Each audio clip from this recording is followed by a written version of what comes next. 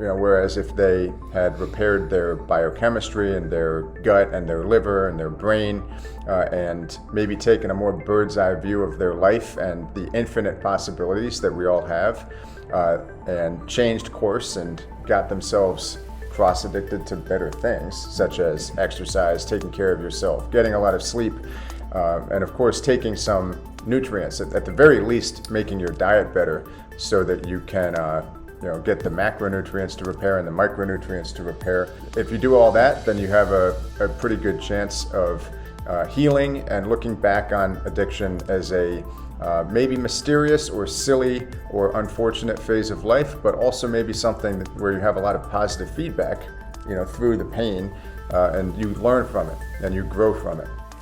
Thanks for tuning in to the Elevation Recovery Podcast, your hub for addiction recovery strategies, hosted by Chris Scott and Matt Finch. Welcome everyone to the Elevation Recovery Podcast. Slightly different setting here today. Matt Finch is visiting me, and I'm Chris Scott, in case you haven't seen us before, visiting me in Savannah. And it's good to be in person. It's good to be, slightly dressed for dinner or for brunch. And we're looking forward to talking today about myths about alcohol, common myths, because there are so many of the myths that people just believe. I hear things all the time from people. It's like, I want to quit drinking, but if I do that, then I won't be able to go to restaurants anymore. I won't be able to go out and meet friends. If my friends want to meet at a bar, I can't do that. What do I do about brunch? I always have mimosas, to the point where I've even had people say, if I don't have wine, I won't fall asleep. And some of the funnier ones, which I've mentioned before, if I don't drink red wine, I won't even have normal bodily functions. I'll leave that to your imagination. But basically, with addiction, your neural pathways become hijacked to some extent, not intractably or permanently, but powerfully, temporarily. And you can break the cycle, but you start to associate alcohol with everything that you do in life. It's a progressive process. So it might just be that you associate it with going to parties first, then you have a tough, stressful period of life, and suddenly you're associating alcohol with going to sleep, and then suddenly you're associating alcohol, as I once did, with just relieving stress whenever needed. And so I got to the point where I was drinking to avert panic attacks, which I didn't realize were actually caused by alcohol withdrawal. So I would duck out of my office at 2 p.m. to go to a bar to have a quick shot of some horrible well liquor and duck under the bar in case my boss walked by. That's when I lived in New York, because I thought alcohol was the only thing you could use for stress. And ironically, I didn't want to go get a prescription for benzodiazepines because I thought, well, no, those are addictive. I don't want to be addicted to anything. And I was in total denial about being addicted to alcohol. Now, then again, it's probably a good thing that I didn't get benzos at that time, because there are more natural ways to rebalance your biochemistry over time. Obviously, they can be helpful in the short term, but probably best that I didn't have a dual addiction to alcohol and benzodiazepines, which stimulate the same system in the brain, the GABA system. So with that said, I'll kind of pass it off to Matt. As you can tell, we're both very relaxed. Matt's been here for a couple days. We've had a super optimized weekend, total opposite of the lives that we both used to live when I was addicted to alcohol. Matt was addicted to alcohol and opiates and God knows what else. Pretty much everything. Nice little smorgasbord of mind-altering things. Exactly. And this is kind of nice too, because now we're not talking over each other in the same way that if we're on Zoom or if we're using another software and we're on opposite ends of the country, we have to patiently wait for each other to talk. Here, I can just cut your ass off. He can just hit me if he wants. We Shut did up, my turn. Some MMA training the other day. We got some shooting at the range in. Had some really good food. Had a nice big steak last night. So yeah. And then some. Off to you. So what do I want to pop this off with? Myths. Common myths. I guess the biggest one, or maybe the biggest two that pop into my head are, number one, the kind of dichotomy or the myth along the lines of, and there's probably several smaller myths within this kind of main genre of myths.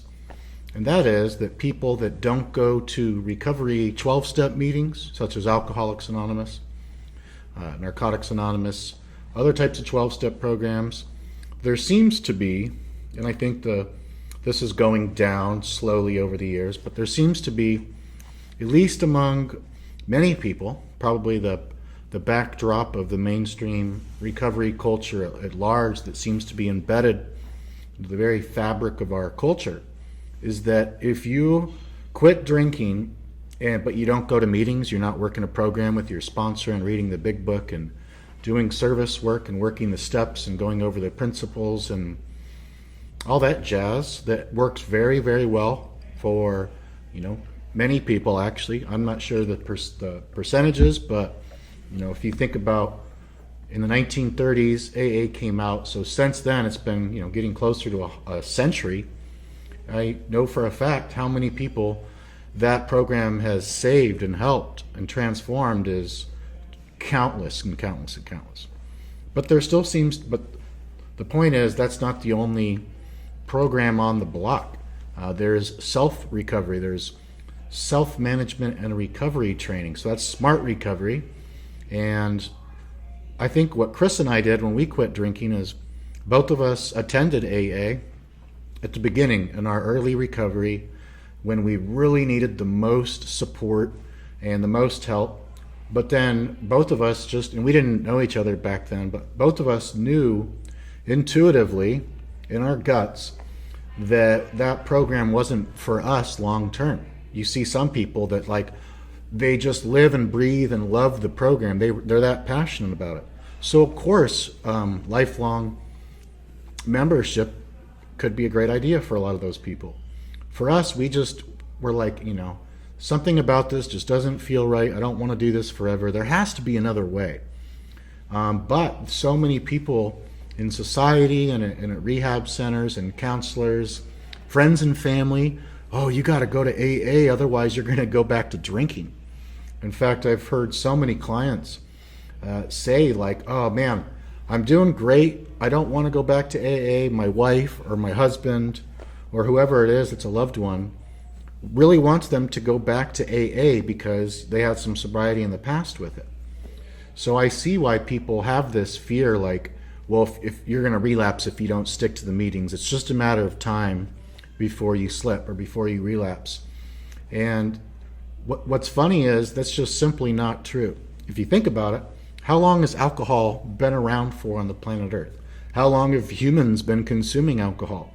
How long have people had the ability to become physically and mentally and emotionally dependent and adapted in need of alcohol? It's been so long. So AA only came around in the 1930s. And even then, when it first came out for a long time, it's it wasn't all over the place. Yet people still, for so many ages, been able to quit drinking without going to AA, such as before the program ever came out, such as even modern day, say somebody lives 300 miles away from the closest AA meeting. So that seems to be one of the biggest myths. And like I said, there's kind of minor myths underneath this big myth is that if you don't go to AA, you're a dry drunk. That's one of them. If you don't go to meetings and work a program, you're a dry drunk. And it's just a matter of time before you likely slip, relapse, end up in jails, institutions, and death. So I think one thing that we've proven, and we've heard from so many other people that have proven it for themselves too, that you don't need, well, I'm not saying you personally, but not everyone needs, not only not needs AA, but doesn't even need any type of organized either fellowship program or self-help program. Some people can quit drinking permanently and fully recover with just a therapist and maybe some lifestyle changes. Other people, maybe they need more intensive stuff, like they need a really good counselor and a psychiatrist and a really great family support system and maybe a few other things. So depending on somebody's severity of alcohol use disorder, their length of time, their lifestyle, their personality, their beliefs, their genetics, their individual biochemical profile, their physical environment that they live in, their cultural and environmental upbringing, how many toxins they're putting in their body or they're breathing in. There's so many different variables. It's such a nuanced topic. So one thing that Chris and I like to talk about a lot is one of the things, whether people are going to AA or not, or whatever they're choosing, the hierarchy of recovery is the bio, psycho, social, spiritual, environmental program of holistic recovery. The base of that pyramid, that hierarchy, is biochemical, bio-rebalancing, biological, physical, biochemical, physical brain, physical organs, physical digestive system, all physical things that when we optimize these and heal them and rebalance them and recalibrate them and regenerate them with physical things, whether you're moving your physical body, such as high intensity interval training, or whether you're taking physical nutrients in the form of supplements or healthy foods, healthy water, you're getting the sunlight into your physical body and absorbing it.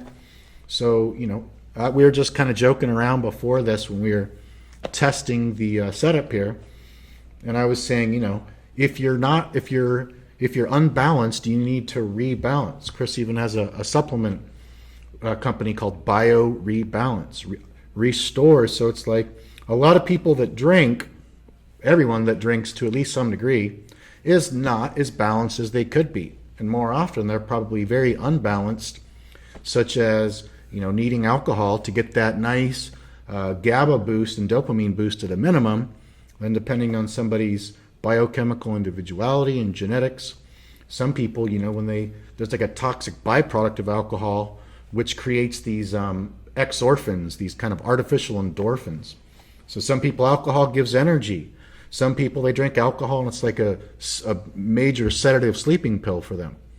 So there's lots of reasons to drink alcohol, but what we've found through many years of lifestyle optimization, alcohol-free lifestyle, is that you can feel so much better than one does under the influence of alcohol, with only positive consequences, positive effects, no negative consequences. We've been doing things like infrared sauna. This is just in the last few days. Infrared sauna, steam room, mixed martial arts gym training, fish tacos, outdoor nature walks with the dogs, cuddling, petting the dogs, tourist sightseeing, going up on that huge tower and looking at the view, sunsets and clouds, going for like drives in nature, going on the shooting range with firearms and ammunition and target practice. So, having great conversations, going out to eat, making food at home, eating blue eggs, drinking DRAM, adaptogenic CBD beverages. Okay. We have probably done more biochemical rebalancing, optimizing strategies just in the last few days than I probably did the first year alcohol and drug free. Because now our kind of referential index of all these different things we can drink, we can eat, we can think, we can do, places we can go, things that these strategies and tactics that we can stack together, biohack stacks, non-ingestible and ingestible biohacks and stacks. You can get an abundance of dopamine, endorphin, GABA, serotonin, and you can also so much brain-derived neurotrophic factor, BDNF, miracle grow for the brain. We have been feeling so good this whole time. I even was jet lagged when I first got here. Didn't sleep much the first night. But then Chris got me a 60-minute massage from a woman that was probably either the best massage I've ever had or tied for the best massage. And then that night I slept like crazy good. I slept how many hours? 11 hours. 11 hours. 11 hours of sleep. And then I'm thinking, what if instead of all the things we did, like mixed martial arts training and the massage and the tacos, yada, yada, yada, sunshine, what if I didn't do any of that, but instead we went to a bar and drank a whole bunch? My sleep would have been horrible. The next day I would have woke up, feeling jittery, feeling shaky, feeling hypoglycemic and just sympathetic nervous system overdrive, fight or flight. And thus, I would have likely wanted to drink some alcohol or take a benzodiazepine or 2 or 3 to calm me down. But the thing is that once you learn how to really take care of your body, your personal brain, for your personal personhood, your individual situation, all the variables I talked about earlier, it can be a fun process. And you've talked about this a bunch, Chris, like for people to become not only involved in their own health, don't just take a doctor's word for it, like, okay, I'll just do everything that they say. I mean, yeah, by all means, have a doctor and do what they say, but also it's when people take not just an interest, but they take a passion, they have a passion of learning constant and never-ending improvement of how to take care of themselves, how to take care of their brain, how to improve their mindset. And if, that is this kind of never-ending improvement in all the different important domains of life, I mean, that's one way that people can not only get recovery from addiction and sustain it, but eventually, for a lot of people, we've seen this so many times, the more time and effort and qualitative and quantitative benefits and positive changes you make over the years, you can outgrow addiction, not just fully recover from it, but outgrow it so fully and so powerfully and so permanently that alcohol or drugs or whatever it is, shopping, gambling, overeating, pornography, it's no longer an issue. You've outgrown that. It's like, how many things have we've outgrown, when we're little toddlers and babies and stuff, we go to the bathroom in our diapers, right? We don't know how to do that. We outgrow that. At the beginning, we can't even lift our necks up. We outgrow that. For a while, we're crawling, but we can't stand up. Well, we outgrow that. Eventually, we start to walk, and then we can learn to jog, and then we can learn to run. Then we can learn to sprint. Then we can learn to lift off, fly, and finally you can soar like an eagle from that high vantage point, looking down on everything. You get a much wider perspective of everything, and one comes to realize that alcohol should only be a kind of phase of life. If people are addicted to alcohol or drugs or whatever it is, that shouldn't be a lifelong immutable identity or archetype. That's a health disorder, a lifestyle disorder that is heavily biochemically based, and it just should be a phase that most people outgrow. Most people do. Most people that have problems with drinking or drugs, it's typically when they're younger. They start when they're kind of younger, whether they're teenagers or in their 20s.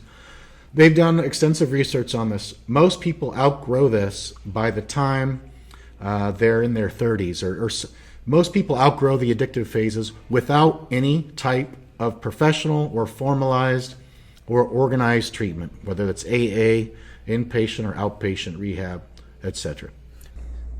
Yeah, so what tends to happen a lot of the time is that people hit a sort of bottom and they're unable to get the same benefits from alcohol or drugs that they got before.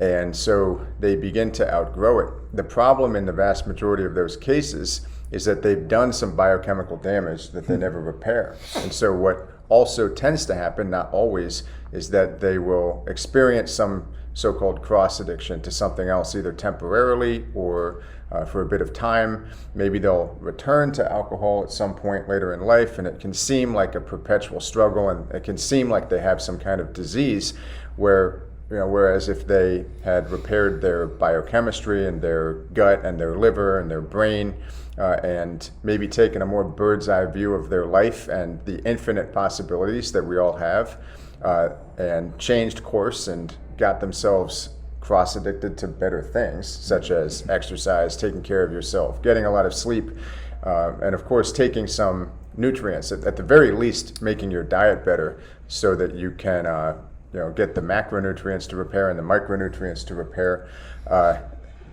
If you do all that, then you have a pretty good chance of healing and looking back on addiction as a maybe mysterious or silly or unfortunate phase of life, but also maybe something where you have a lot of positive feedback, through the pain, and you learn from it and you grow from it. So it's not the case that everyone outgrows addiction. It's also not the case that everyone experiences addiction and they're done with it by the end of their 20s. I'm pretty sure that had I not discovered nutrient repair, which we spent a lot of time talking about in this podcast and in my course, Total Alcohol Recovery 2.0, and private coaching for fit recovery, that if I had not discovered that, I would still be in a cycle, well into my 30s of relapsing and periods of white knuckling abstinence and not knowing what was going on, not knowing why I had this visceral obsession with alcohol that may come and go. For some people, they're more the binge type rather than the steady daily type, but that's still obviously a dysfunction of your neural pathways, and your brain has been hijacked. The evolutionary mechanisms that were meant to reward you for pleasurable things like eating and community, sense of tribe, and getting out in the sun and being healthy and sex and everything else that you're supposed to be rewarded for the perpetuation of the species. Alcohol gives you a quick artificial hit, and so that starts to replace everything. It starts to monopolize those neurotransmitter systems. Some people don't experience that until they're in their 30s, 40s, even 50s. I've had clients who haven't touched alcohol their whole lives, and all of a sudden they're 65 and they retire, and suddenly they live maybe in a golf course style community and they're drinking way too much, and they never had made alcohol a priority in their life until then, and then suddenly it becomes a priority. So that can happen later.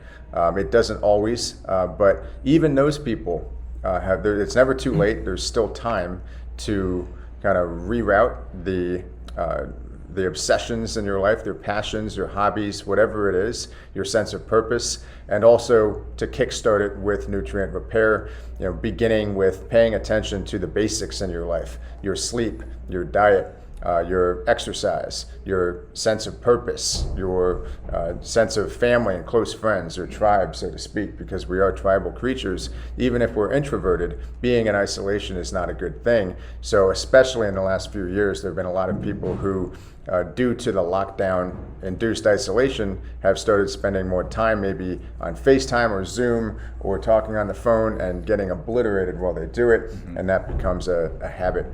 But yeah, I want to return to some of the myths about alcohol specifically, because that is the big myth about addiction recovery, is that there's only one way to do it, and it was invented in the 1930s, and before then no one recovered. Everyone was a dry drunk. I guess by that definition, I've been a dry drunk for 8 years, since 2014. I've been on a pink cloud. It's been the best phase of my life. And I can't imagine not being on this pink cloud. But good thing that it's not actually a pink cloud and I'm not actually a dry drunk, because the way I would actually define a dry drunk is someone who is not actively drinking, but they're actively obsessing about alcohol. They have a discombobulated lifestyle, so to speak, that maybe they're going from sugar high to sugar withdrawal, because alcohol is a highly refined sugar, so it's very common to switch from alcohol to sugar. That they never resolve the hypoglycemia. They have deficient levels of GABA, which is the calming chemical that alcohol stimulates. They have too much glutamate, which is the counterbalancing electrical activity inducing chemical in the brain, and low levels of dopamine. And all of their dopamine-laced neural pathways are associated with bad things. So in my brief little abstinence periods back when I drank, if I was taking a break from drinking, I wanted other bad things. So I had to distract myself by going and getting 3 giant cheeseburgers at Wendy's, doing other terrible things. And I mean, not terrible, but not optimal things, we'll say. Staying up too late, drinking coffee at night was something I would sometimes do just to get a little dopamine hit. And I was addicted to coffee. I'd drink a pot and a half a day after I quit drinking. And I would also drink like a liter of soda a day after I quit drinking, which was gross. I had never had a sweet tooth before that. So you do need to normalize your biochemistry. It's not all biochemistry, as we know, because there's also the psychological, the social, and the spiritual pillars. But to return back to the myths about alcohol, I think one of the big ones is that it's necessary to drink in order to have fun or to make other people interesting. It's very common for people to feel awkward going out to dinner or to a wedding or to a social event after they have quit drinking, or maybe they're taking an experimental break. Maybe they've just done 3 months in a residential rehab and they're going to AA all the time, and here they are at this event. Maybe they drag their sponsor along or whatever, and the elephant in the room is that there's alcohol everywhere. Yeah, and people are asking the question, and a lot of that is a result of projecting unease. So if you didn't know about any of this alcohol addiction stuff, you'd never had more than a glass or two of wine, and you're at an event where people are having a glass or two of wine to relax, and someone is looking like they're shaky and uncomfortable, it would seem only natural to say, well, why don't you have a little bit of wine? And of course, that makes it more uncomfortable for the person. But what I found is that, and this sounds so cliche, but we talk about reframing alcohol, we talk about reframing your sense of self and your identity, rewiring your brain over time by accumulating new experiences with a new mindset. Life is really about perspective. And I think one thing that unifies all of the various myths about alcohol, whether you think you need it to sleep, whether you think you need it to go out to an event, to make other people more interesting, to have energy to do your chores. I used to think I needed alcohol to empty my dishwasher because it was boring. When I lived in New York, I needed to drink alcohol before I got in the elevator to go somewhere because what if there was someone there and we had an awkward conversation? So really social anxiety, which also, I don't naturally have social anxiety. That was a revelation to me, that the social anxiety was created by the deficiency of GABA and the overactivity of glutamate. So I was just always in a state of anxiety. But that, of course, infused all of my social events with a sense of unease. And so I concluded, well, I must have clinical social anxiety. Of course, I didn't go get a diagnosis for that. If I had, they may have put me on some kind of drugs, which could have been a Band-Aid solution, but still wouldn't have fixed the root of the problem, which was this neurotransmitter imbalance that can be fixed with amino acids, and then, of course, with reframing alcohol and starting to live a new life, just practicing first with training wheels, and then eventually you start getting into a flow state where you're living a life that's totally different from the one before. But it is about perspective. Life is all about perspective. And it's easier to intellectually grasp something than it is to understand it on an experiential level, to have a visceral sense of how possible something is.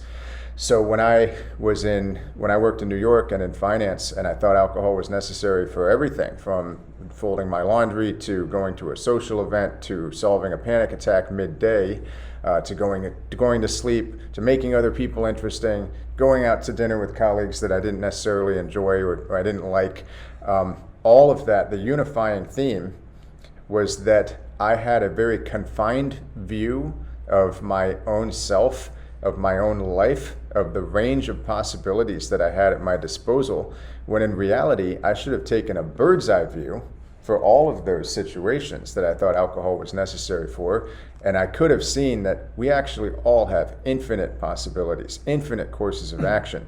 And I had to obliterate those objections to that bird's eye view, which would have been, my life is, I wear a suit in the morning, I put on a suit, I go sit in my cubicle in a somewhat glamorous building in New York, and they pay me money, and then I have to do what they say, and I can't move, because if I did, I would be homeless, and I can't do things that might be fun because I would not be at work, and then they would fire me, and then I would be homeless.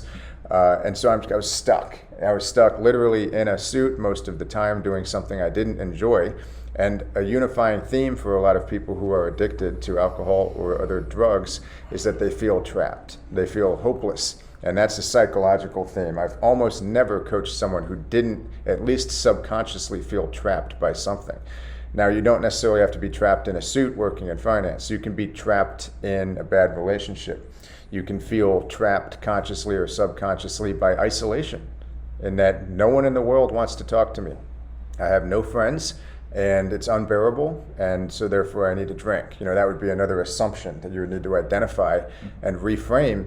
And reframing is not just a process of changing your thoughts. That's the first step. It's also a process of changing your actions. So you change your thoughts, you change your actions, you change your experiences, you change things from intellectual possibility to real experience. You accumulate those experiences with a new mindset and hopefully a new and increasingly rebalanced biochemistry, and that is the entire secret to changing your life.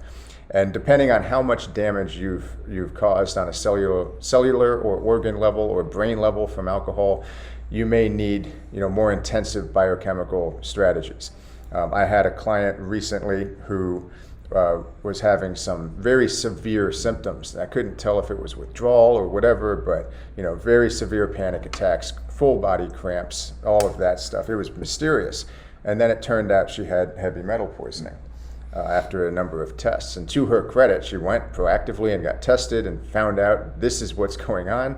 When you have heavy metal toxicity, you can't efficiently absorb supplements or a lot of drugs either. And once she did a protocol to remove the heavy metals, the supplements started working a bit better.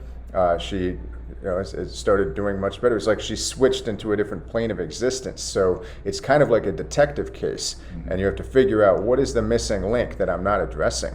And for me, I don't think I had heavy metal toxicity, although I'm sure that my organs were not as healthy as they could have been. I definitely had alcohol and acetaldehyde toxicity, acetaldehyde being the number one most toxic byproduct of alcohol, which if you were to take it in isolation in a pretty small dose would actually be fatal, but that's what's floating around your body the next day after you drink. It's kind of an inevitable result of drinking. Yeah, exactly. I was not biochemically optimized. I had inflammation in my gut, inflammation in my liver, inflammatory cytokines going to my brain, binding to receptors, keeping serotonin and GABA from functioning the way that they should. Probably a number of other things, thousands of different biochemical processes. We don't have to identify all of those things to know that we can make some big changes that will filter down, have a cascade of positive effects. And so suddenly, 8 years later, I'm living a totally different lifestyle. I'm probably still doing things consciously or subconsciously to make up for the fact that I might have a slight deficiency, genetic perhaps, in producing things like GABA. And so that's why I always thought that I needed alcohol. In high school, I would have a little bit of trepidation about some social events, and I quickly discovered that alcohol fixed that temporarily, obviously with too great of a cost ultimately. But now we've got the CBD sparkling water. We've got several different brands of that. I probably have 1 or 2 cans, sometimes more, every day. I have a deep tissue massage whatever her specialty massage is that you experienced the other day, every 2 weeks. My body will tell me if I haven't gotten a massage in like 3 or 4 weeks. My body will say, well, I'm trying to fall asleep. I'm like, there's something off. Oh, that's right, I haven't had the massage in a certain amount of time. So I have these new neural pathways and these new like mini withdrawal things for healthy things. If I haven't been out in the sun and gotten at least sun in my eyes, because a lot of the vitamin D that you get from the sun is activated by getting it in your eyes, not by staring at the sun, but at least some peripheral contact. Of course, I'm not saying go out and stare at the sun or get eye problems. You want to be moderate with that, but it's very important to do that. And we were talking about the Ultimate Podcast Studio the other day, which I would love to construct at some point, having in the backdrop things that I would love to use on a daily basis, such as the infrared sauna. So many benefits for reducing inflammation, improving mood, and then a cold plunge pool, maybe like an Aerodyne bike there. And so I get up in the morning right before the podcast, do all out on the Aerodyne bike, which is exhausting. I've only done that once. I have a buddy who has it in his garage that he turned into a gym, and I had to lay down on the floor. I was heaving afterwards, and I have a pretty good cardio capacity. I think resting heart rate's like 45, 46, something like that. So pretty good, but still all out on that bike for 1 minute, totally changed the course of my day. It was like leaping into a different plane of existence just from that, and I was euphoric for like 2 hours afterwards. So, you don't have to have a bunch of fancy equipment to do this. Like if you live, I had a call the other day with someone who lives near a lake up north, and he started to kind of tell me over the course of the conversation, like, you know what, actually maybe I take for granted how how beautiful the place is that I live, and I'm right next to a lake, and I was saying, yeah, go jump in that lake every morning. That's what I would be doing. I would jump in the lagoons around here in Savannah, except there are alligators in them, so I have to take the jet ski somewhere where there's no alligators. But anyway, I digress. The unifying theme for all of these alcohol myths, regardless of what you think, whether we've mentioned your myth or not, I think the most common ones are that I need it to be more interesting, I need it to make other people more interesting, I need it to be confident, that liquid courage, which is really kind of a weak mindset if you think about it, that you need to ingest something to give you an artificial state in order to be brave. That itself is not a brave thing, although both of us succumbed to that myth at one point in our lives. Whiskey Finch, I think is what you said. Whenever you would drink whiskey, you'd go crazy, right? When I would start drinking Jack Daniel's whiskey particularly, it wasn't long before I'd black out. And then there was a demon, I believe, that took over since I was unconscious. And since the whiskey affected me the way it did, made me so rowdy, I firmly believe that I must have been possessed by some demon, because the stories I heard of myself, and when it first started to kick in, before I would black out, when it first started to kick in, I remember I'd go to the bathroom, if I had to go to the bathroom real quick while I was drinking, and I would do this thing with my eyes, right? Where my eyes would be like popping out of my head, and I would whisper to myself. I would like look into the mirror of myself and look all crazy, and like I would get off on it, like I won't even go. I don't want to give you nightmares. But that wasn't just like alcohol stuff. That was like demonic possession, either literally or figuratively. I have no idea how it works. Maybe it was just part of my unconscious mind. Maybe it was my id, my child, getting. And he hadn't played enough, and then all of a sudden you let him out. So anyways, Whiskey Finch did the worst things ever. And the reason that I drank back then was mostly due to social and generalized anxiety. It was due to wanting to fit in, and it was due to, big part of it was not feeling comfortable nor confident, nor even just kind of okay in my own skin and my own life and my own brain.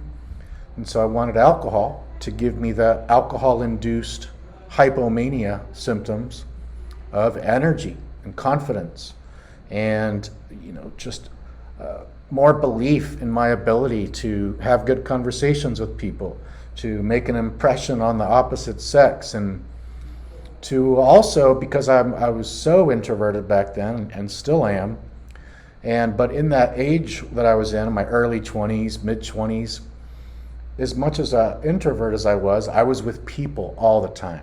I hardly ever hung out by myself. I was just always doing stuff with other people in that age group, going to bars and parties, yada, yada, yada. So that was not conducive for a healthy lifestyle for me as such an introvert.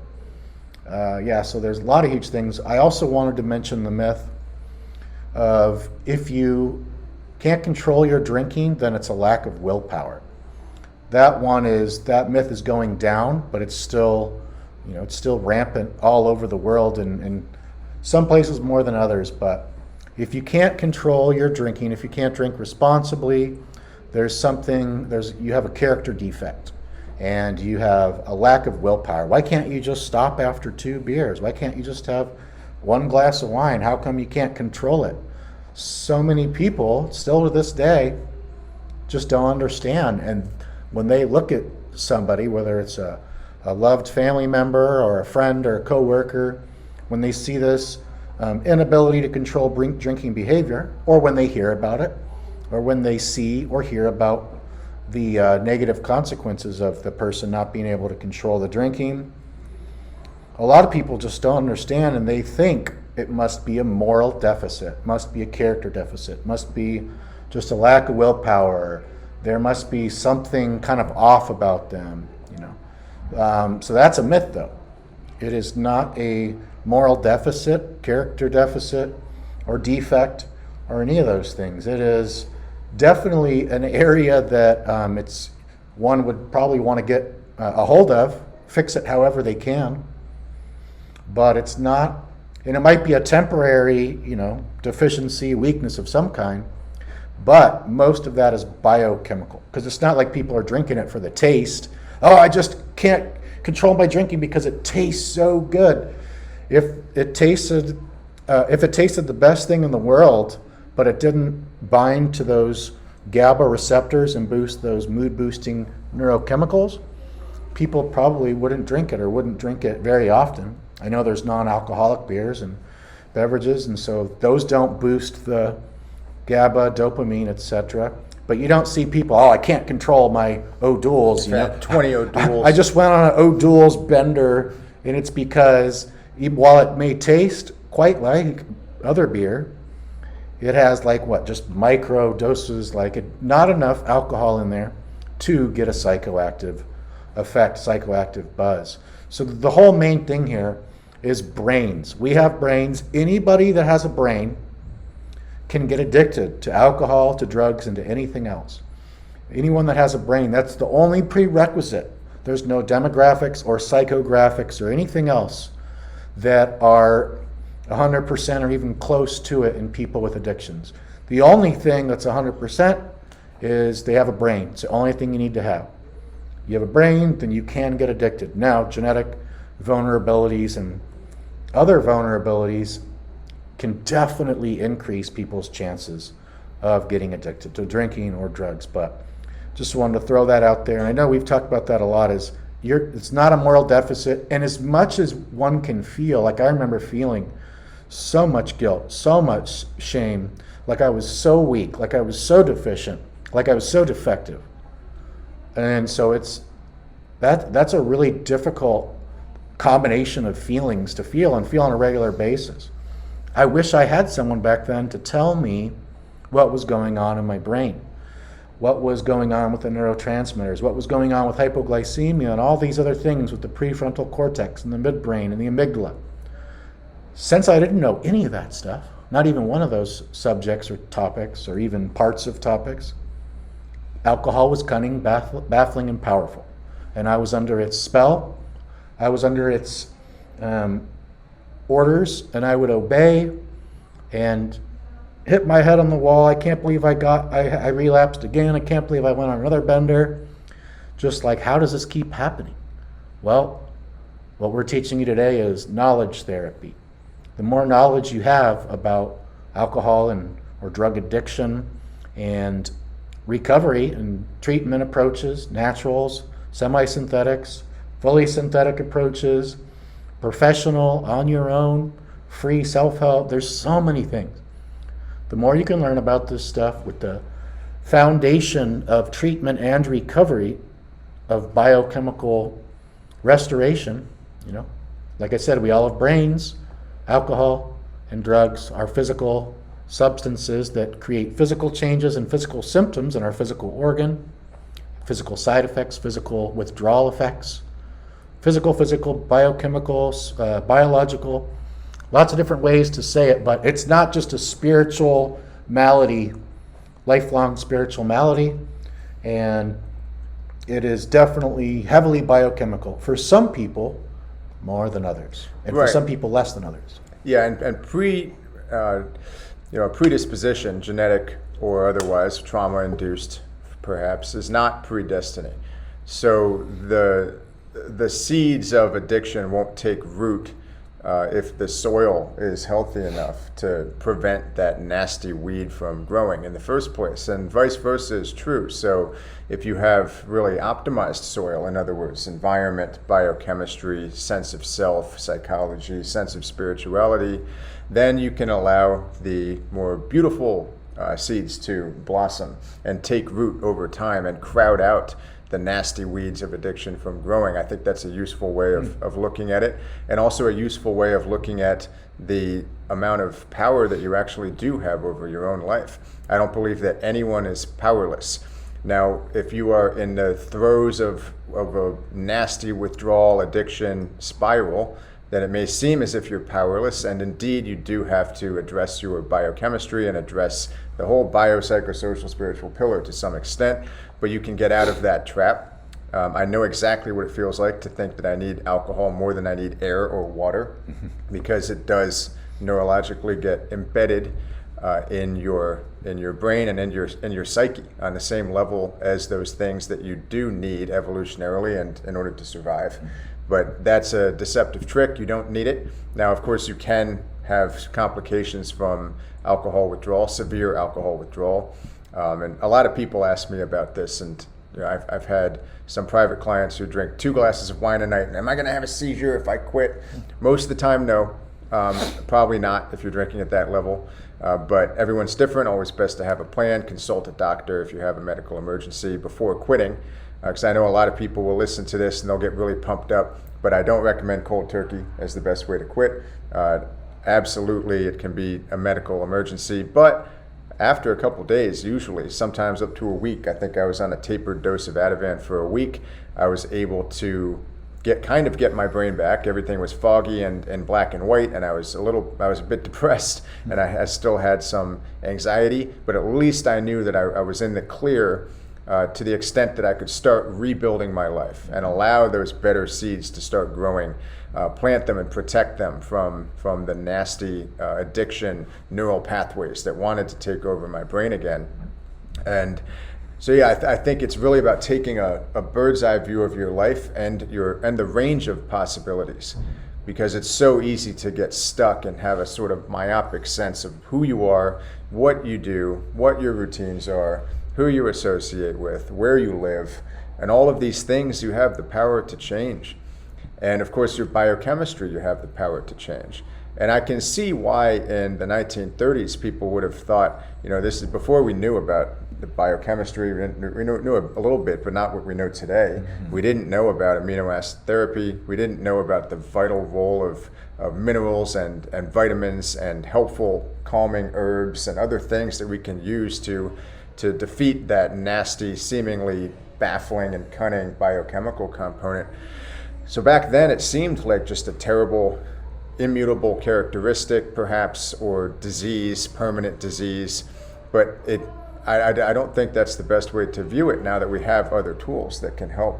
And unfortunately, modern society is not helpful in the context of addiction, especially the last several years with economic dislocation and lockdowns and everything that's going on. It seems like all the news cycle goes at the speed of light. It's easy to see a headline and start freaking out. So I highly suggest that if you are trying to make this change, try to control your focus and focus on things that are empowering and helpful and calming for you. Don't get caught up in our kind of insane society and everything that's going on. As tempting as that is, focus on things that are productive for you and make you happy. And you really, in order to change the world anywhere, you have to focus on yourself first and be in a good spot. So it's really important to control your frames, control your focus, and try to cultivate a perspective that's radically different from the one that you have, but in a positive way. Because at the end of the day, if you don't see alcohol as offering any benefits or solutions to the things that you thought you needed it for, because you've accumulated all these experiences, you've gone to parties, you've realized, you know what, I don't have to stay past the reception for weddings if there's no one there I like being. Or, you know what, it's okay if there's only one person that I enjoy talking to at this party, and if they have to go home, I'm going to go home.